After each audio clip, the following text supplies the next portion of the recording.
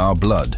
It is the legacy of our ancestors, the code that dictates the color of our eyes, the texture of our hair. Science sees it as a biological instruction manual. But what if it's more than that?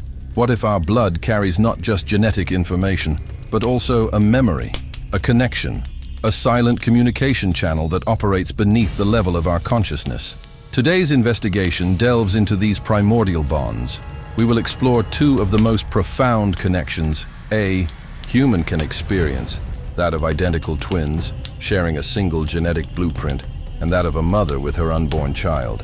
I spoke with the protagonists of these two stories, people who felt, in their own bodies, the echo of a loved one's crisis. Their accounts challenge our understanding of individuality and separation. Are these just statistical anomalies, empathy taken to an unimaginable extreme?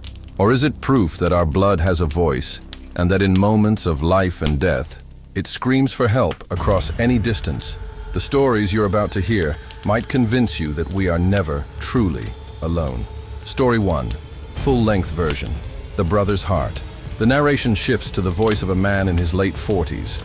He sounds calm, healthy, and rational, which makes his story of an impossible event even more impactful. This is Daniel's story. My name is Daniel. I'm 48 years old. I live in San Diego, and I am, for all intents and purposes, a health nut. I run marathons. I surf. My idea of a cheat meal is adding extra avocado to my salad. My identical twin brother, Marcus, who lives in Chicago, is not. He loves deep dish pizza, stressful days on the trading floor, and his longest run of the year is usually to catch the last train home. We're mirror images in appearance, but opposites in lifestyle.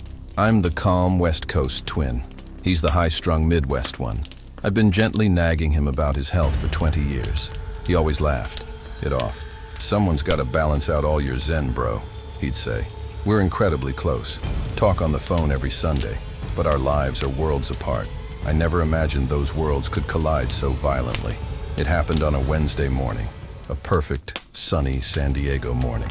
I had just finished my 5-mile run along the beach and was in my kitchen, grinding coffee beans. The smell of fresh coffee, the warm sun streaming through the window, the quiet satisfaction of a healthy routine.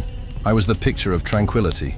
I remember pouring the hot water into the French press, watching the grounds swirl, and then the world ended. It wasn't a sound, it wasn't a light, it was a sensation, a sudden, crushing, excruciating pressure in the center of my chest. It felt like a concrete block had been dropped on me from a great height. The air was squeezed from my lungs in a single silent gasp. I dropped the kettle, hot water splashing across the floor. The pain was blinding, a white-hot agony that radiated out, down my left arm, up into my jaw. My arm went numb, pins and needles, completely useless. I collapsed to the kitchen floor, clutching my chest. My mind, what was left of it through the haze of pain, was screaming, "Heart attack! This is a heart attack!" But it made no sense. It was impossible. My blood pressure is perfect. My cholesterol is enviably low.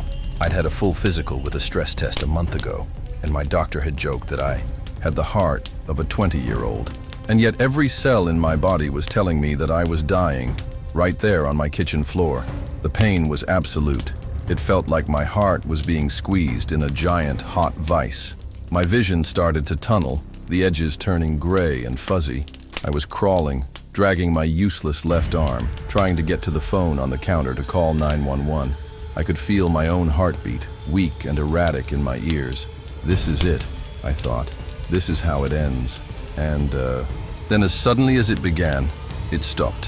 One moment, I was in the worst agony of my life. The next, nothing. The pain vanished, completely. The pressure in my chest was gone. The feeling returned to my arm. I was left panting on the floor, drenched in sweat, my body trembling from the adrenaline, but I was fine. I took a deep, shuddering breath. No pain. I sat up slowly. Nothing. I felt completely, utterly normal. I stayed on the floor for 10 minutes, just breathing, trying to process what had just happened. A panic attack? A bizarre 30-second muscle spasm that perfectly mimicked a massive heart attack. It seemed like the only logical explanation. I got up, my legs still shaky, and cleaned up the spilled water. I tried to dismiss it, to move on with my day, but a new thought, a cold and clear thought, cut through my confusion. It was an idea so strange, it felt like it wasn't my own. It wasn't my pain. I looked at the digital clock on the oven. It read, 9:02 a.m. I live in the Pacific time zone. My brother Marcus lives in Chicago, the Central time zone, 2 hours ahead. For him, it was 11:02 a.m.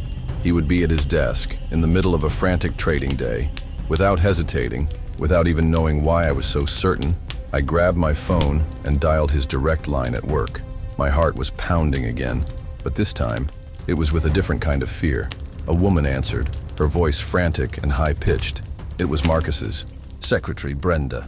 "Oh my God, Daniel, is that you?" she cried. "Brenda, what's wrong? Where's Marcus?" I asked, the cold knot in my stomach tightening. "An ambulance just took him," she said, her voice breaking. He collapsed at his desk. A heart attack. It happened just a minute ago. He just fell over. Just a minute ago. 11:02 a.m., Chicago time. I leaned against the counter, the phone feeling like it weighed 1,000 pounds. The impossible had just become real. I had felt my brother's heart attack from 2,000 miles away. The rest of the day was a blur. I booked the first flight to Chicago. I spent the hours in the air in a state of shock, replaying the moment in my kitchen over and over. It wasn't a metaphor. It wasn't a sympathetic pang of worry. I had felt the physical agony of his heart failing. When I arrived at the hospital in Chicago, Marcus was in surgery. His wife, Jessica, was a wreck, trying to manage their 2 young kids and deal with the doctors. I found her in the waiting room.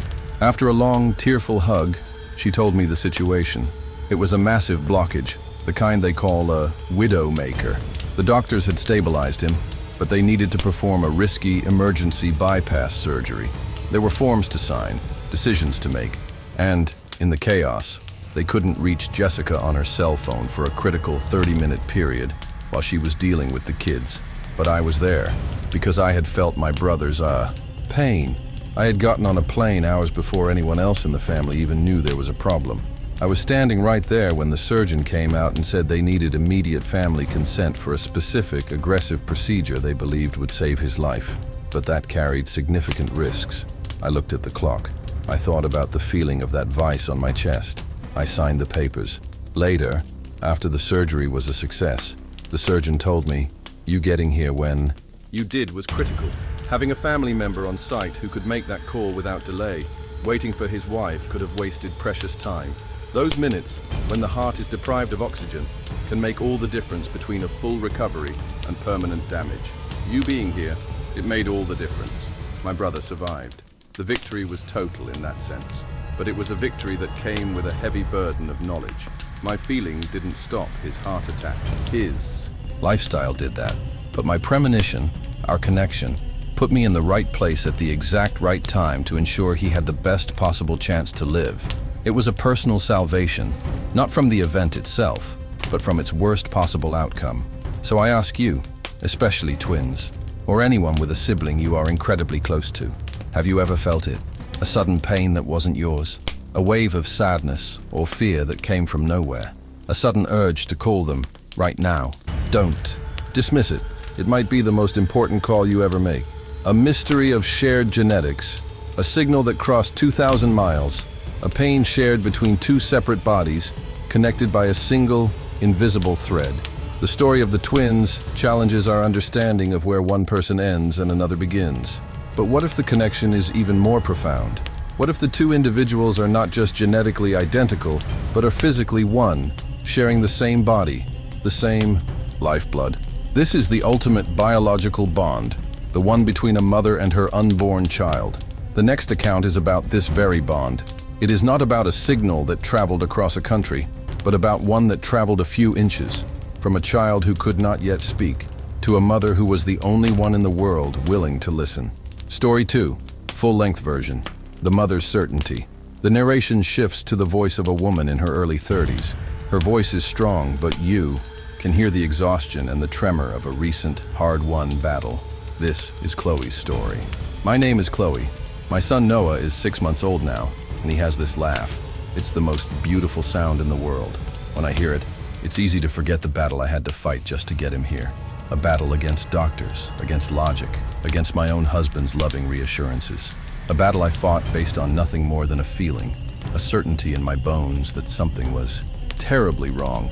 Even when the entire medical world was patting me on the head and telling me I was just being a hysterical first-time mom, my pregnancy had been perfect, annoyingly perfect.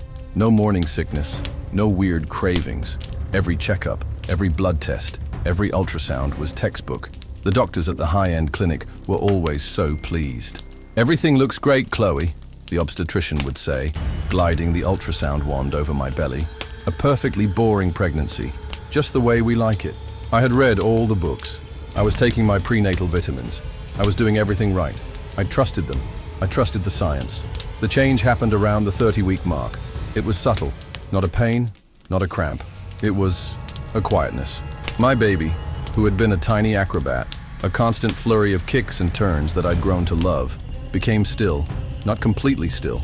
There were movements, but they were different. They were weak, sluggish, like he was moving through water that was too thick. It felt tired. At my next weekly appointment, I mentioned it to the doctor. "He's not moving as much," I said, trying to keep the anxiety out of my voice. "It feels different." The doctor gave me a placid smile, the one reserved for anxious mothers. He performed the routine check, listening to the heartbeat with the Doppler. Thump, thump, thump, thump. Strong and steady. "Heartbeat is a rock-solid 140, Chloe. That's a happy baby," he said. "Babies have lazy days, just like us. It's perfectly normal for their activity levels to change. Don't worry." But I was worried. The word lazy didn't feel right. The feeling I got was weak. The next few days were agonizing. I did all the tricks the internet tells you to do. I drank ice-cold orange juice. I ate chocolate. I lay on my left side in a dark room, and I'd feel a movement, a faint, half-hearted flutter that was just enough to make me think I was crazy, but not enough to reassure me. The feeling of wrongness grew from a small worry into a constant, cold dread that sat in my chest. I wasn't sleeping. I would lie awake for hours in the dark, one hand on my belly, just waiting, begging for a strong, solid kick that never came. The thought began to form in my mind, an intrusive whisper that I couldn't shut out. It wasn't a voice I heard, but a thought I felt, as if it was coming from the baby himself. "I'm not getting enough. I'm weak. They're missing something." Became that patient. I called the clinic's nurse line every single day. "He's still too quiet," I'd say. And every time, I'd get the same patient, condescending response. "Did you try drinking juice? The heartbeat was fine at your last visit, Chloe. Try to relax. Stress isn't good for the baby." Twice, in a full-blown panic, I went to the hospital's maternity ER. They'd hook me up to the monitors, print out a long strip of paper showing a perfectly healthy heartbeat, and send me home. The nurses exchanging knowing looks. I was a file on their desk labeled "Anxious Primigravida," a hysterical woman. My own husband, Mark, tried his best to be supportive, but I could see the strain in his eyes. "Honey," he'd say gently, rubbing my back. "3 different doctors have told you he's okay. The machines say he's okay. You have to trust them. You're torturing yourself." He was trying to help, but it just made me feel more alone. I was the only one who felt it. It was my word against the entire medical establishment. The breaking point came after a week of this mounting terror. I had a dream. It wasn't a nightmare full of monsters. It was quiet, and that's what made it so horrifying. I was floating in a dark, warm space, and I could see Noah, my son, floating in front of me. He was beautiful, but the water around him, the amniotic fluid, it wasn't clear like I'd seen in the ultrasounds. It was murky, grayish, like foggy dishwater, and the umbilical cord, his lifeline, seemed thin and pale. He wasn't struggling. He was just fading. I woke up with a scream trapped in my throat, my body drenched in cold sweat. That was it. No more phone calls. No more pleading. The dream gave me a terrifying conviction. I got dressed, my hands shaking with adrenaline. I didn't say anything to Mark. I just went to the hospital. But this time, I didn't go to the ER. I walked straight up to the front desk of the maternal fetal medicine department, the high-risk specialists. "I need to see the head of the department," I said to the receptionist. "Do you have an appointment?" she asked, not looking up. "No," I said, my voice dangerously calm. "But I'm not leaving this hospital until he, or another specialist, performs a level 2 ultrasound with a Doppler velocimetry on my baby. I believe his life is in danger. and your standard procedures are failing to detect it. I had spent all night on medical websites. I knew the terms. I knew what to ask for. The receptionist was taken aback. She called the head nurse, who came out and tried to placate me with the usual lines. I didn't budge. I stood my ground, my voice getting louder. I made a scene. I was that hysterical pregnant woman they all thought I was. But this time, I didn't care. Finally, the department head, Dr. Miller, a stern-looking man with tired eyes, came out. "Mrs. Evans," he said, "what is all this commotion?" I explained everything. The quietness, the feeling, the dream. I could see the look on his face. He thought I was crazy, but he also saw that I was not going to leave. To placate me, to get the crazy woman out of his waiting room, he agreed. "Fine," he sighed. "Let's get this over with." In the ultrasound room, the mood was tense. The technician was cold. Dr. Miller was impatient. I lay on the table, my heart pounding. The technician put the cold gel on my belly and started the scan. The first images came up on the screen. The usual black and white landscape of my womb. "See?" Dr. Miller started to say. "The heartbeat is perfectly..." He stopped. His entire demeanor changed. He leaned closer to the screen. His eyes narrowed. "Wait a minute," he said. The technician was already moving the wand, a look of focused alarm on her face. "The fluid, it's full of particulate matter," she said. "And check the Doppler on the cord." My God.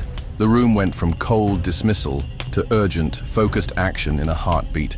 They were seeing it, the murky, foggy fluid from my dream.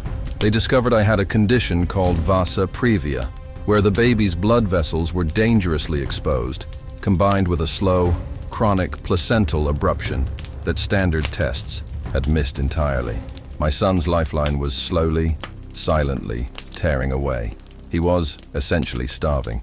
My feeling of his weakness was real. He was running out of time. An hour later, I was in an operating room, a team of doctors and nurses moving with the calm urgency around me. Noah was delivered via an emergency C-section, 7 weeks premature. He was tiny, he was weak, and he had to be rushed to the NICU, but he was alive. Later that evening, Dr. Miller came to my room. He looked exhausted. "Chloe," he said, using my first name for the first time, "I came here to apologize. You were not hysterical. You were right. Your insistence is the only reason your son is alive today. We would have sent you home. He wouldn't have survived. Another 48 hours in there. So you tell me, what was it? Was it just a mother's anxiety? Or was my body so connected to his that I could feel him weakening, feel him starving? I don't know. I just know that I listened. And I ask any woman, any mother out there, have you ever known, in your bones, that something was wrong? Even when every expert, every machine, told you that you were fine, trust that feeling. Your body has a wisdom that no medical school can teach. A pain shared across 2,000 miles and a warning whispered through the wall of the womb. The stories of Daniel and Chloe are testaments to a connection so profound, so primal, that it challenges our very understanding of individuality. The bond between identical twins has always been a fascination, a beautiful anomaly for science. Two people who are, in essence, a genetic echo of one another. Daniel's experience suggests this connection is not just physical, but perhaps quantum, a form of instantaneous communication that ignores distance. The bond between a mother and her child is even more mysterious. It is a symbiosis, two hearts beating in a single body. Chloe's warning didn't have to travel through space. It traveled through a shared bloodstream, a silent conversation between the biology of the mother and that of the son. But as I investigated these two accounts, I kept wondering, was it just the power of love, or was there something more? A predisposition, a biological trigger that makes certain people more attuned?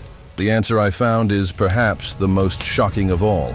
In my research, I discovered the work of a geneticist at Stanford studying a rare, recently identified genetic marker, a sequence they've nicknamed the amplified empathy gene, or AEG.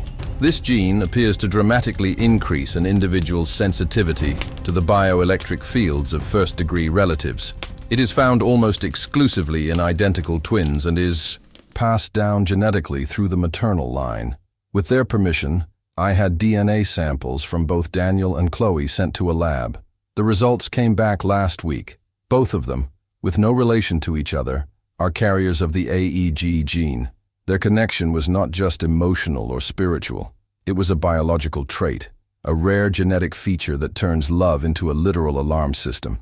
We search for monsters and ghosts in the darkness, but perhaps the greatest mystery, the most powerful connection, has been hiding in our own blood all along.